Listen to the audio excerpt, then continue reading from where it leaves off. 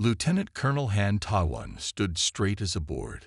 The meeting room on the huge alien ship felt too cold. The air smelled strange. But Han did not move. He was a soldier. He had been chosen to represent Earth's military in this first meeting with aliens. He would not show weakness. Across the table sat three very aliens.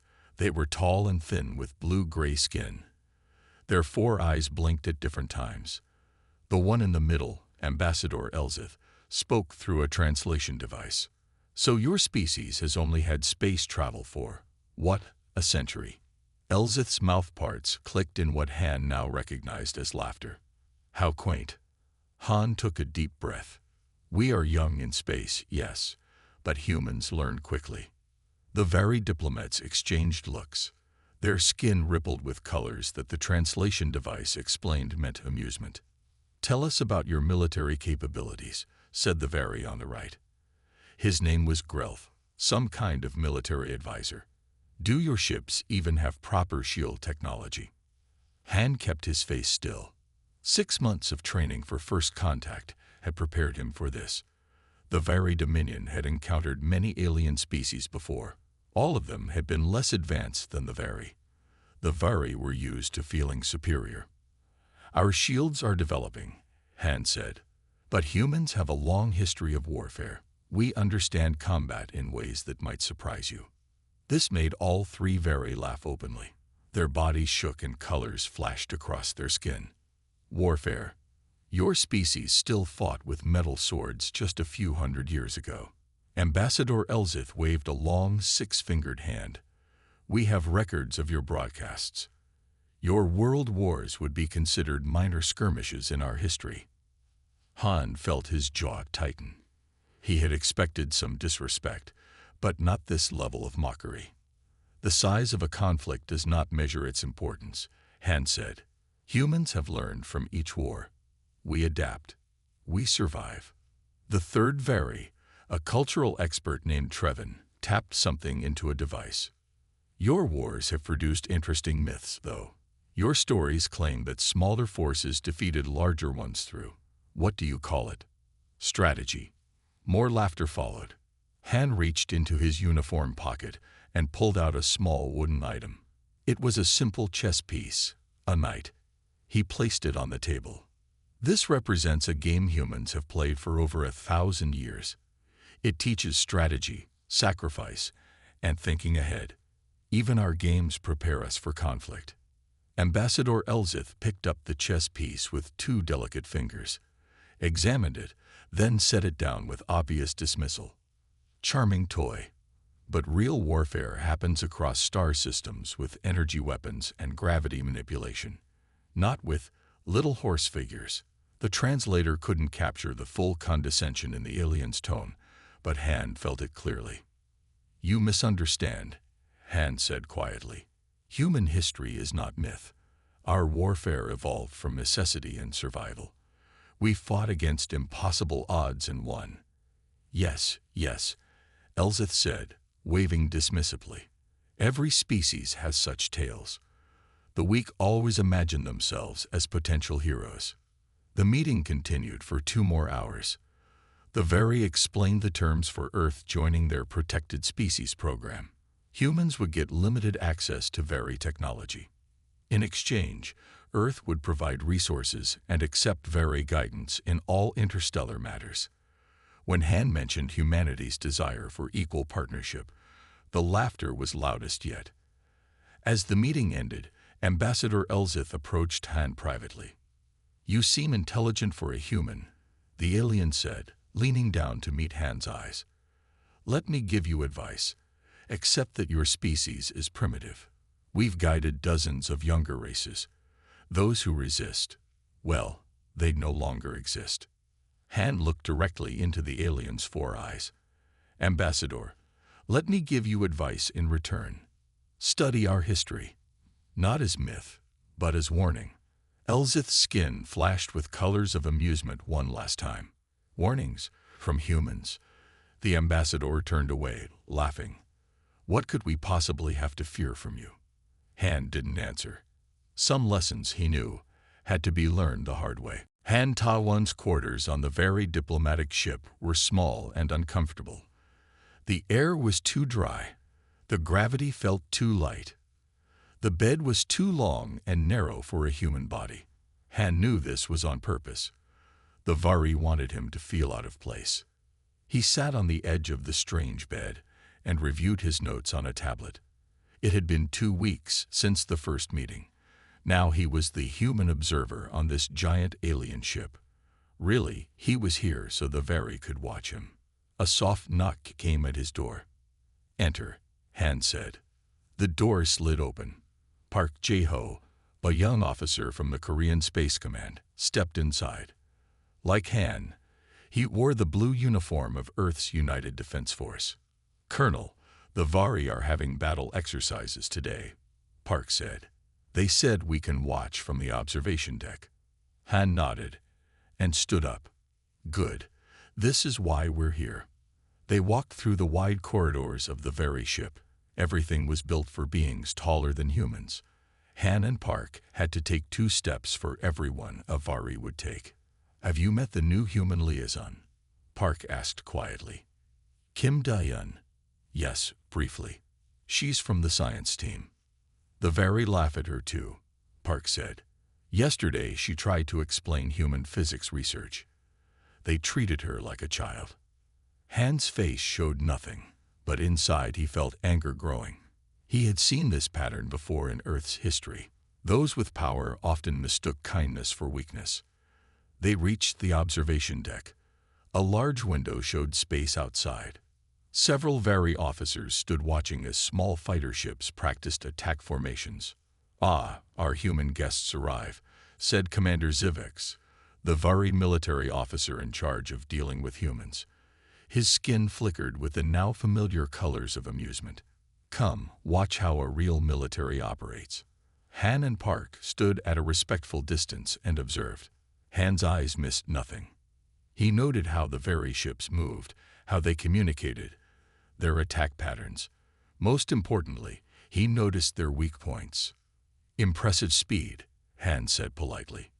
"Yes, our smallest fighters can reach half-light speed in combat," Zyvex said proudly. "I doubt your Earth ships can achieve even a tenth of that." Han simply nodded. He had learned it was better to let the Vari believe humans were far behind in technology. In truth, Earth's newest ships were faster than they appeared. But the Vari didn't need to know this. "Your formations are interesting," Han said. "Very different from human approaches." Commander Zivex laughed. "Because they work. Our battle formations have been perfected over thousands of years." Han noticed something important. The Vari ships always kept the same patterns. They never changed or adapted during the exercise. He filed this observation away carefully. After the exercise ended, a Vari officer approached Commander Zyvex with a datapad. "Sir, there's a situation in the Proxima system," the officer said. "The humans are expanding their mining operation beyond the limits we set." Zyvex's skin darkened with annoyance. Again, "These humans don't learn." Han spoke up. Perhaps there was a miscommunication about the boundaries. Zyvex turned to Han. "There was no miscommunication, Colonel. Your people were told where they could mine. They chose to ignore our instructions. I can send a message to Earth Command." Han began. "That won't be necessary," Zyvex interrupted. "We have already dispatched ships to escort the human miners back to their proper area." Han felt a cold feeling in his stomach. "Military ships." "Of course," Zyvex said. "Humans seem to respond only to shows of force." After they left the observation deck, Park whispered to Han, "This isn't good, sir." "No, it isn't," Han agreed. "Send a private message to Earth. Tell them what's happening." That night, alone in his quarters, Han wrote a detailed report of everything he had observed about Vari military capabilities. He included their strengths: advanced weapons, fast ships, powerful shields. But he also noted their weaknesses: rigid formations, predictable tactics, and overconfidence. When he finished writing, he stared at the last line of his report. "The Vari believe our history is myth. This may be our greatest advantage." Han knew trouble was coming. The very laughter would not last forever. And when the laughter stopped, the real test would begin. 6 months after first contact, Han Ta-1 sat in a large meeting room on Earth. The walls were lined with screens showing maps of space. Around the table sat the top military leaders from all Earth nations. Their faces were serious. General Kang, head of Earth's United Defense Force, stood at the front of the room. The Vari have issued an ultimatum. They demand we abandon our outer colonies or face what they call pacification. A heavy silence filled the room. Colonel Han, General Kang said, "You've spent the most time with the Vari. What can we expect?" Han stood up. For 6 months, he had watched and learned. Now it was time to share what he knew. "The Vari believe they can defeat us easily," Han said. "Their technology is advanced, but they are overconfident. They have weaknesses we can exploit." He walked to the main screen and brought up images of Vari ships. Their shields are strongest at the front, but weak at these junction points. Han pointed to spots on the ship diagrams. Their weapons are powerful but slow to recharge. And most importantly, they always follow the same battle patterns. They never adapt. "Can we win against them?" asked a general from the American forces. Han paused. "Not in a traditional battle. They outnumber us. Their ships are faster, but humans have never won by fighting fair." This brought small smiles to some faces around the table. "I have a plan," Han said, "but it will require new technology and tactics the Vari won't expect." After the meeting, Han walked through the busy halls of Earth Defense Headquarters. People rushed in all directions, preparing for what might come. He entered a large laboratory filled with partially built ship components. A woman in a lab coat looked up from a workstation. It was Lee Soo-jin, Han's wife. They had been separated for 2 years because of their work. Her eyes showed surprise, then happiness. "Ta-1," she said, "you're back on Earth." Han nodded. "Not for long, I think. The Vari are moving toward conflict." Soo-jin led him to a large device in the center of the lab. "I've been working on something based on your reports. A new type of weapon that can penetrate Vari shields at their weak points." Han examined the device. "Will it work?" "In theory, yes. We haven't been able to test it against actual Vari shields." "You may get that chance soon," Han said grimly. Later that day, Han met with Song Min-ho, Earth's diplomatic representative. They sat in a quiet room overlooking the city. "I've tried everything," Song said, looking tired. "The Vari won't compromise. They see our colonies as being in their territory, even though they never used those systems before." "They don't want compromise," Han said. "They want submission. They'd done this before with other species." "What happened to those other species?" Song asked. Han looked out the window. "The Vari don't talk about them anymore." That night, Han and Soo-jin sat on the balcony of her apartment. The lights of the city spread out below them. Above, stars filled the sky. "I missed you," Soo-jin said quietly. "I missed you too," Han replied. He held her hand tightly. "I need to ask you something important. How quickly can your team build those new weapons?" Soo-jin looked at him seriously. 2 months for a small number. 4 months for enough to equip the main fleet." Han shook his head.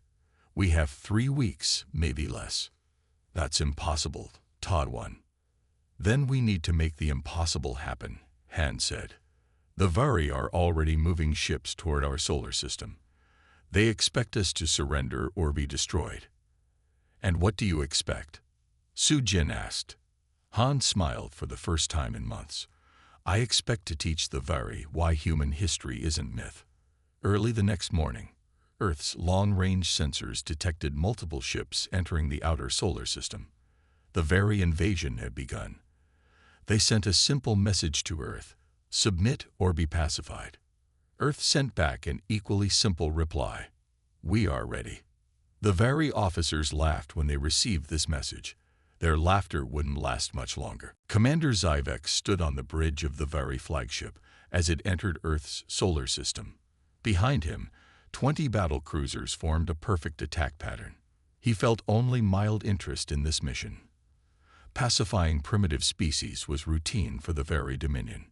"How long until we reach Earth?" Zyvex asked. 6 hours, Commander, replied his second-in-command. "Our scouts report their defense fleet is gathered near their moon." Zyvex's skin flickered with amusement. So predictable. They've placed all their ships in one location. This will be quick. On Earth's moon base, Han Ta-1 watched the very ships approach on the large command screen. Around him, Earth's military leaders waited tensely.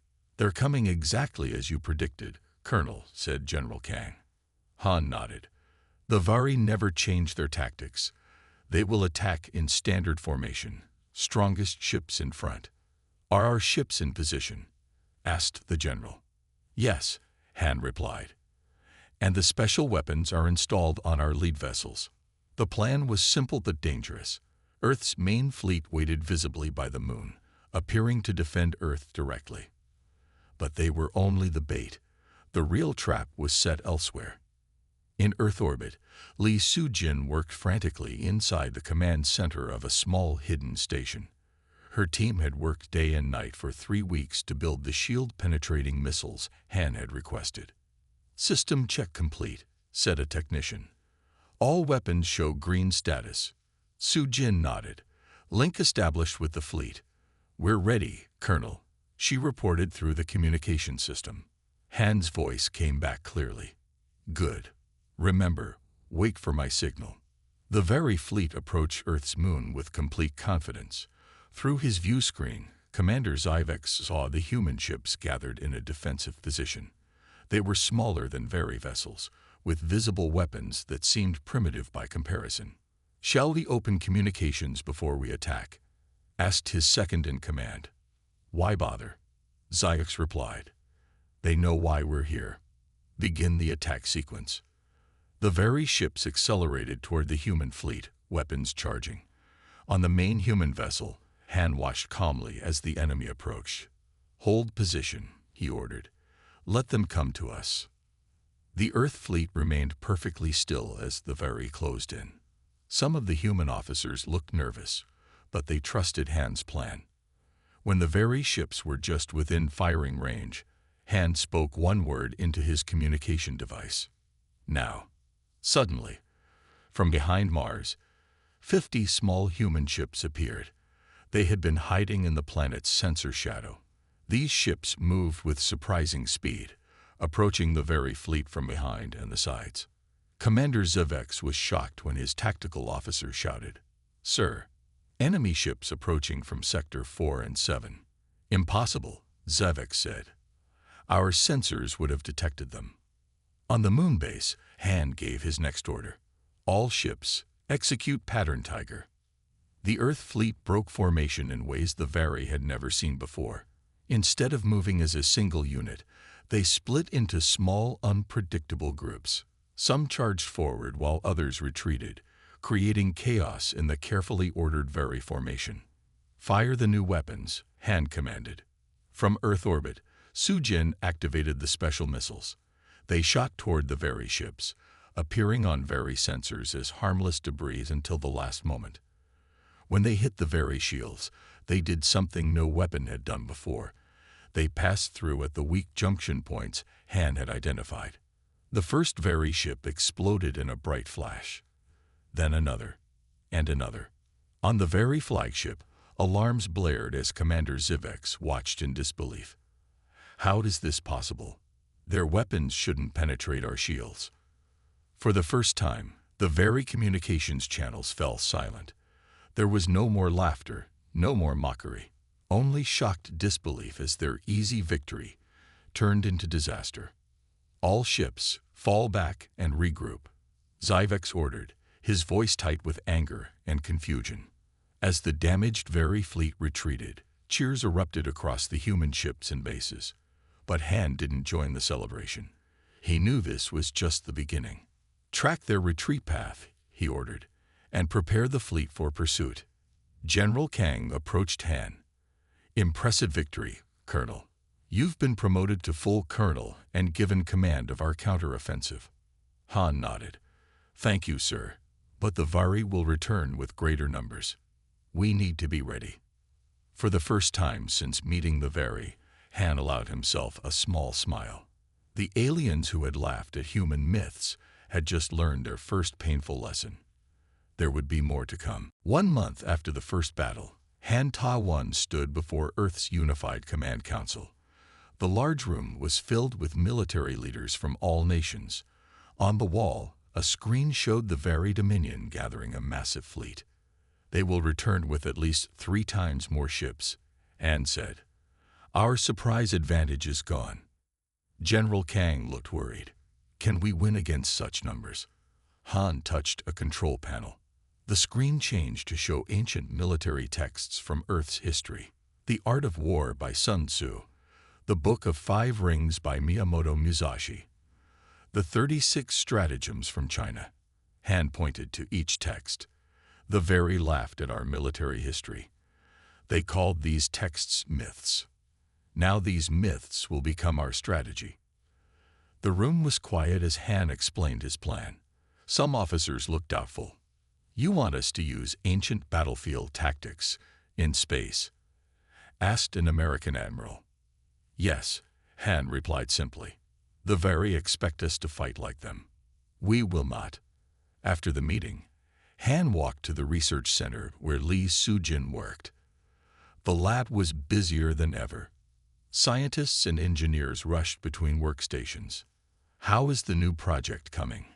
Han asked his wife. Sujin led him to a testing chamber. Inside was a small ship unlike any Han had seen before. We call it the Ghost, she said. It can hide from Vari sensors completely. It's based on your reports about their detection systems. Han walked around the ship. How many can we build in 2 months? 50, maybe 60, Sujin answered. Not enough to fight their fleet directly. We won't fight them directly, Han said. We'll fight them like our ancestors fought against larger armies. In another part of the base, Han met with a young officer named Yoon Jae-sung. Yoon was brilliant but unconventional. Most senior officers found him too creative, too unpredictable. Han saw something different in him.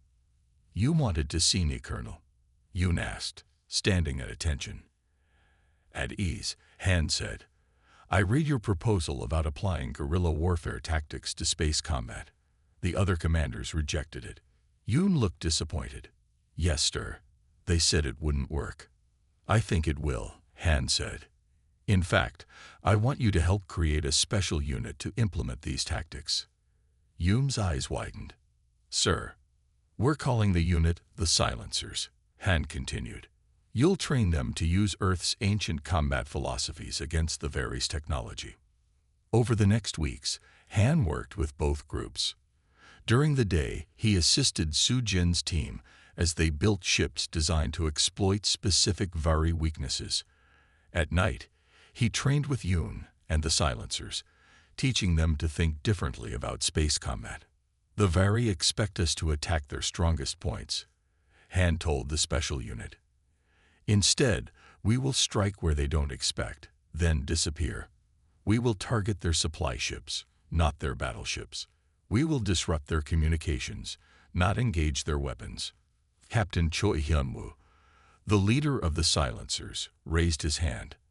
Like the mountain fighters in Korea's history, small groups attacking, then hiding in terrain the enemy doesn't understand. Exactly, Han said with approval. Space is our mountain now. One evening, as Han studied Vari fleet movements, General Kang entered his office. Our deep space sensors have detected the Vari Armada, the general said gravely. They're moving faster than we expected. They'll reach our outer colonies in 2 weeks. Han stood up. Then we don't wait for them to come to us. We take the fight to them first. That's risky, Kang warned. Our fleet is smaller. The size of the army doesn't determine victory, Han said, quoting ancient wisdom. It's the strength of their strategy. He pointed to a star map. The Vari expect us to defend. They don't expect us to attack. We'll strike their supply lines here, here, and here. As the general studied the plan, Han added quietly, "The very called our history myths. Now those myths will become their nightmare." 2 days later, Earth launched its counter-offensive. The war that would silence the Very's laughter had truly begun. The Very supply fleet moved slowly through the empty space between stars.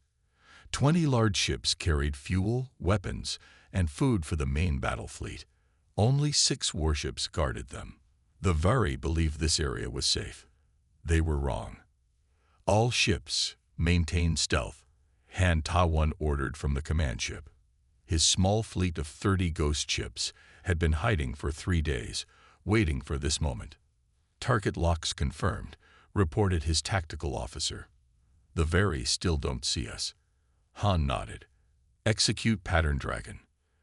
The ghost ships activated their engines and moved into attack position. They were nearly invisible to Very sensors thanks to Lee Soo-jin's technology. On the lead ghost ship, Captain Choi Hyun-woo led the silencers toward the largest Very supply vessel. "Remember your training," Choi told his team. "Get in, set the charges, get out. Don't engage in direct combat unless necessary." Inside the Very flagship, far away from the supply fleet, General Krindor was angry. The human counterattack was not following any pattern he understood. For 2 weeks, small human ships had appeared, attacked, and vanished before the Very could respond. "Where are they getting this technology?" Krindor demanded, slamming his fist on a control panel. "How can they hide from our sensors?" His second-in-command had no answer. "We don't know, sir. But they seem to be targeting our supply lines rather than engaging our main fleet." "It makes no sense," Krindor said. "No species fights this way." Back at the supply fleet, the ghost ships attacked without warning. Their special missiles hit the junction points in the Very shields, just as they had in the first battle. 3 supply ships exploded immediately. "Boarding teams, launch now," Han ordered. Small pods shot from the ghost ships toward the largest Very supply vessel. Inside one pod, Choi and his silencers prepared their weapons. Their mission was to capture Very technology and communications data. The pod attached to the Very ship's hull. Using special cutting tools, the silencers created an entry point. They moved through the ship like shadows, taking down Very crew members with stun weapons before they could raise alarms. "We're in their main computer room," Choi reported to Han. "Beginning data download." On the command ship, Han received another message. "Sir, we've destroyed 5 supply ships and damaged 3 more. The escort vessels are trying to form a defensive pattern." "Don't let them," Han said. "Use the confusion tactics we practiced. Keep them separated." The ghost ships darted between the larger Very vessels, firing at engines and weapon systems rather than trying to destroy them completely. It was a tactic from ancient naval warfare. Disable rather than sink. On the Very flagship, General Krindor received urgent messages. "Sir, supply convoy Delta is under attack. They report the human ships appear and disappear from sensors." Krindor's skin darkened with rage. "Send reinforcements immediately." "But sir, that would delay our attack on the Earth colonies." "Do it," Krindor shouted.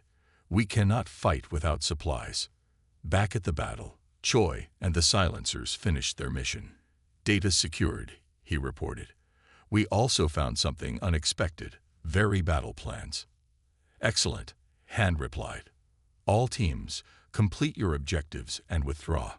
The ghost ships finished their attack and vanished before the Very reinforcements arrived.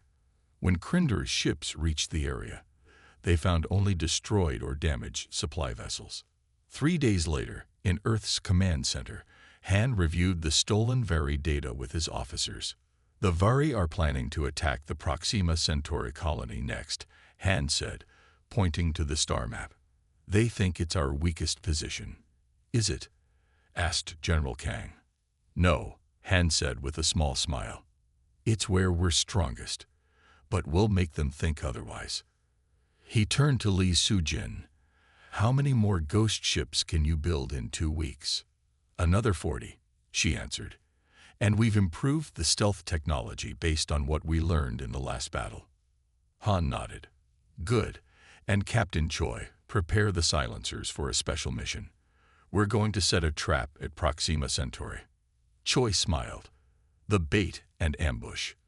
Like in the ancient Korean military texts. Exactly, Han said. The very still haven't learned that our history is not myth.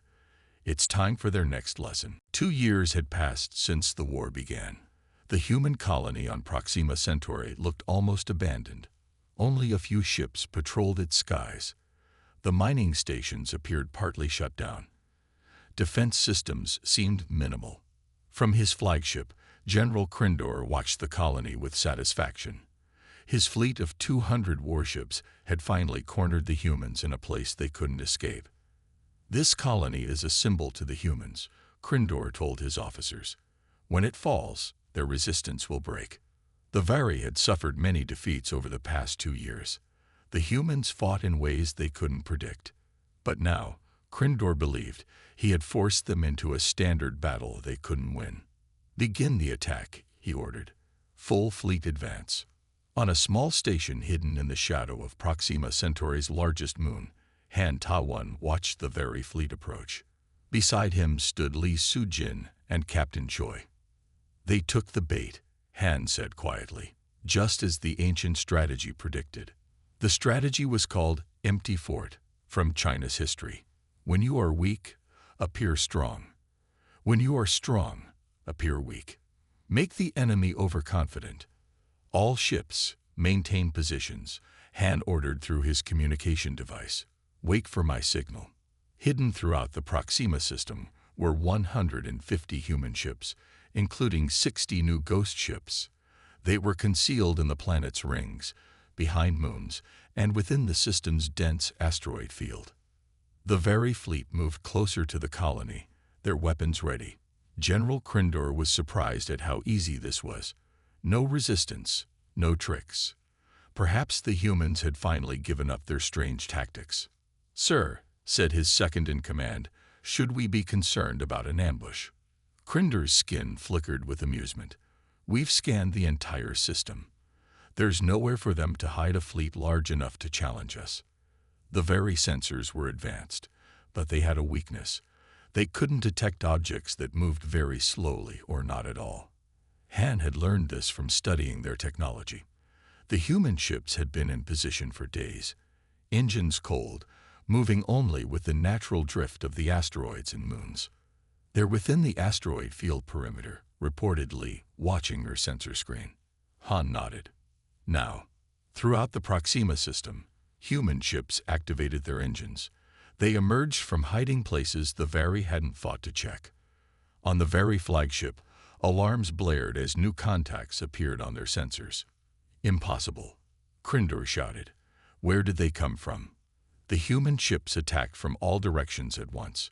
They used a pattern based on another ancient strategy called encirclement from 10 sides. The Vari fleet, arranged in their standard formation to attack the colony, was caught unprepared. Launch special weapons, Han ordered. Li activated the newest weapons her team had developed. These weren't missiles but small devices that attached to Vari ships and disrupted their propulsion systems. The Vari vessels began to drift, unable to maneuver properly.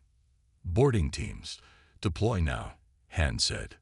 The silencers, led by Captain Choi, launched toward the Vari command ship. Their mission was the most dangerous of all. Capture General Krindor. On the Vari flagship, chaos spread as systems failed. Krindor tried to organize a defense, but his ships couldn't move as needed. How? He demanded. How do they keep defeating our superior technology? An explosion rocked his ship. The silencers had breached the hull and were fighting their way to the bridge. Vari soldiers fell before their coordinated attacks. The humans moved as one unit, covering each other, never wasting movement. On his command station, Han watched the battle unfold exactly as planned. The Vari fleet was trapped and being taken apart piece by piece. Colonel, came Choi's voice through the communication system. We've reached the Vari bridge. Heavy resistance. Proceed with caution. Han replied. I'm on my way. Han had planned to direct the battle remotely, but now he made a decision. He needed to face General Crinder himself. He needed to show the very leader why human military history wasn't myth. Take command, Han told Lee. I'm joining the boarding party. That's too risky, she protested. Sometimes a leader must stand at the front, Han said, quoting an ancient Korean military principle. Minutes later, Han's shuttle docked with the very flagship. He joined the silencers in their fight toward the bridge. When they finally broke through, Han came face to face with General Crinder. The very commander looked at Han with new understanding in his 4 eyes. There was no more laughter, no more mockery, only respect. You, Crinder said, you planned all this. Han nodded. I tried to warn your people that our history wasn't myth. For the first time, Avari truly understood. 1 week after the battle at Proxima Centauri, Han Ta-1 stood in Earth's main command center. On the large screen before him was a map of the Very Dominion. It showed their homeworlds, defense systems, and remaining fleets. This information had come from the captured Very flagship's computers. We could continue fighting them system by system, General Kang said, studying the map. But that would take years and cost many lives. Han shook his head. There's a better way. He pointed to a single spot on the map. The very capital world. Their leaders are there. Their central command is there. That's deep in their territory, an admiral objected. We could never reach it with a large fleet. We don't need a large fleet, Han said. We need a small, fast team. The room was quiet as Han explained his plan. It was risky. Some would call it impossible. But Han had learned something important from studying human history. Sometimes the boldest move was the safest. Later that day, Han met with Lee Soo-jin in her laboratory. She was working on a new kind of ship. Can you make it work? Han asked, looking at the strange vessel.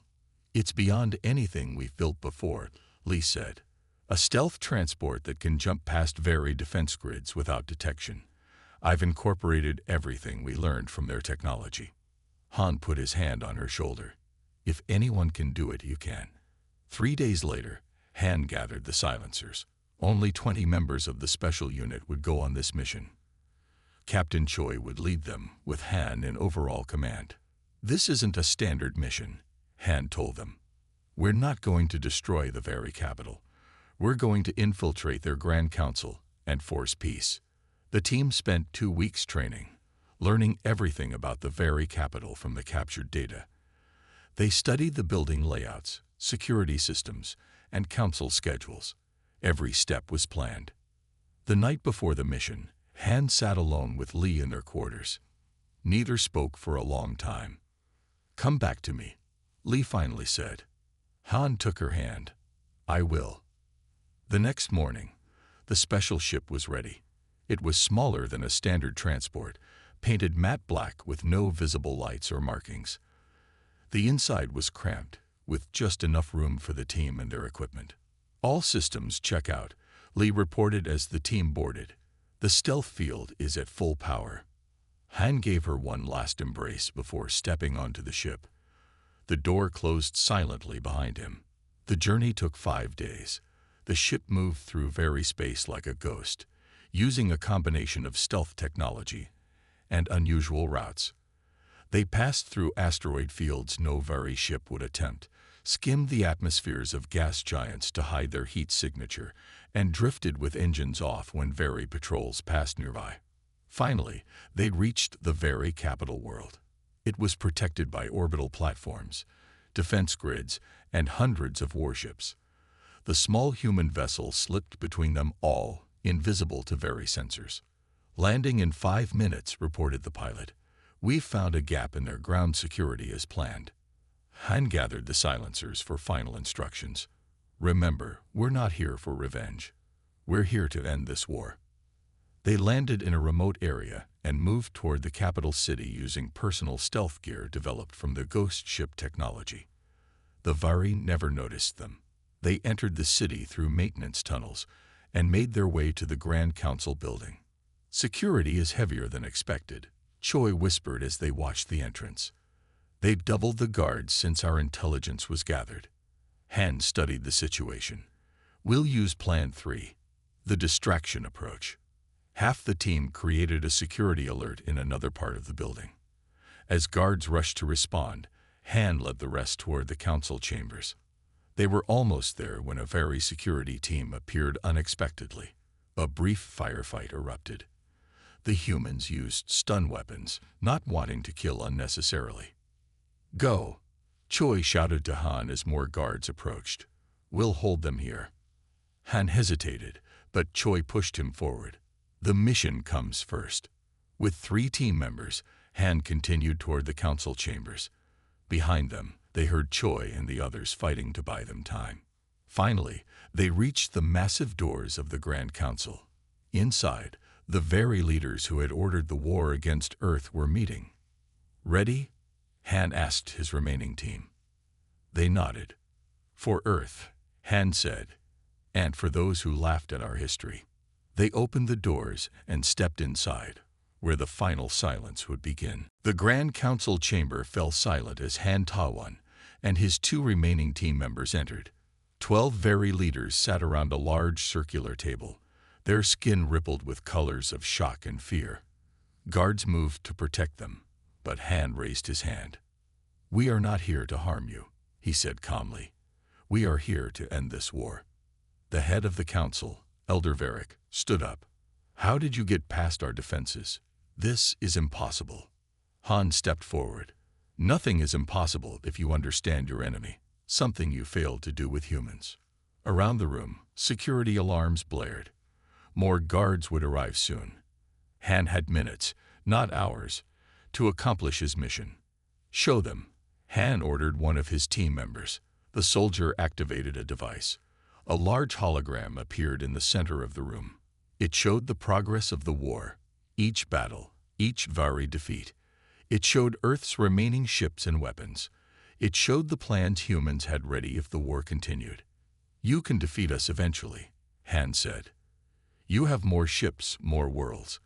But ask yourselves, at what cost? The very leaders watched the hologram with growing understanding.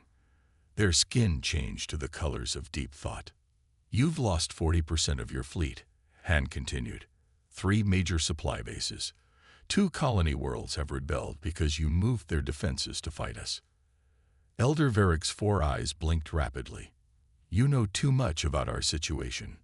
Because we studied you, Han said, while you laughed at us. Outside the chamber, they could hear fighting. The remaining silencers were buying time with their lives. You have 2 choices, Han said. Continue this war and win after years of costly battles, or make peace now as equals. A younger council member spoke up. Why should we trust humans? You invaded our capital. Did we destroy your ships when we could have? Han asked. Did we bomb your colonies? Even now, we use stun weapons, not lethal ones. Han reached into his pocket and pulled out the chess knight he had shown Ambassador Elzith years ago. When we first met, I tried to explain that humans prepare for conflict even in our games. You laughed. Now you understand. He placed the knight on the council table. In chess, the knight moves differently from all other pieces. It doesn't follow straight lines, just as humans don't fight the way you expect. The room fell silent again. Then Elder Varric approached Han.